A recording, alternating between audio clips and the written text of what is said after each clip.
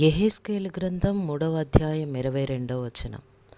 అక్కడ యెహోవా హస్తం నా మీదికి వచ్చి, నీవు లేచి మైదానపు భూమికి వెళ్ళుము, అక్కడ నేను నీతో మాట్లాడుదునని ఆయన నాకు సెలవిచ్చెను. ప్రత్యేకంగా కొంతకాలం ఎదురు చూస్తూ గడపాల్సిన అవసరం రాని వాళ్ళెవ్వరూ దేవుని కోసం గొప్ప పనులు చేసినట్టు మనం చూడం. మొదట్లో తప్పనిసరిగా అలాంటి వాళ్ళు అనుకున్నవన్నీ పూర్తిగా తారుమారైపోతాయి. పౌలు తాను మారుమనసు పొందిన వెంటనే సువార్తతో ఉరకలేసేటప్పుడు 3 ఏళ్లు అరేబియా ఎడారిలో ఉండాల్సి రావడం నుండి ఈనాటి వరకు ఇది ఇలానే వస్తూ ఉంది. నా విషయంలో ఇలానే జరిగింది. సాహిత్యం ద్వారా దైవసేవ చేయడానికి నాకు అవకాశం దొరకగానే ఎగిరి గంతేసి మొదలు పెట్టేద్దాం అనుకున్నాను. కానీ డాక్టర్ అడ్డుపడ్డాడు.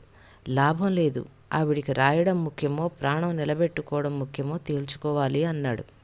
రెండూ చేయాలంటే కుదరదు. ఇది 1860లో జరిగింది. ఆ గూట్లో నుండి నేను 1869లో బయటకు వచ్చాను. నీడలో 9 ఏళ్లు నన్ను ఎదురు చూస్తూ ఉంచిన దేవుని జ్ఞానం నాకు అర్థమైంది. దేవుని ప్రేమ మార్పులేనిది. ఆయన ప్రేమ మనకి కనిపించకపోయినా, అనుభవంలోకి రాకపోయినా ఆయన మాత్రం అలానే ప్రేమిస్తూ ఉంటాడు. ఆయన ప్రేమ, ఆయన ప్రభుత్వం ఒకదానితో ఒకటి పెనవేసుకున్నాయి. అందువల్ల మనకి ఇష్టంగాను అభివృద్ధికరంగాను కనిపించే వాటిని కొన్నిసార్లు మనకివ్వడు. ఎందుకంటే మనలో తన కార్యాలని ఇంకా విజయవంతంగా చేయగలిగే పరిపక్వత ఇంకా రాలేదని ఆయనకు తెలుసు. నా పనిని మౌనంగా పక్కన పెట్టాను. విశ్రాంతి సమయాన్ని వినయంతో స్వీకరించాను. విశ్రాంతి తీసుకో అంటూ యజమాని పిలిచాడు. క్రీస్తుతోనే విశ్రాంతి, నా మనసు పలికింది. తనదైన విశ్రాంతిని తన చేతితో ఇచ్చాడు. ఇప్పుడున్న అనారోగ్యం ఆయన నిర్ణయమే. విశ్రాంతి తీసుకోమంటే కష్టపడబోతాం మనం. ఆయన దారి మంచిది, అంధులం మనం. ఆయన ఇచ్చిన పనిని ఆయనే పూర్తి చేస్తాడు.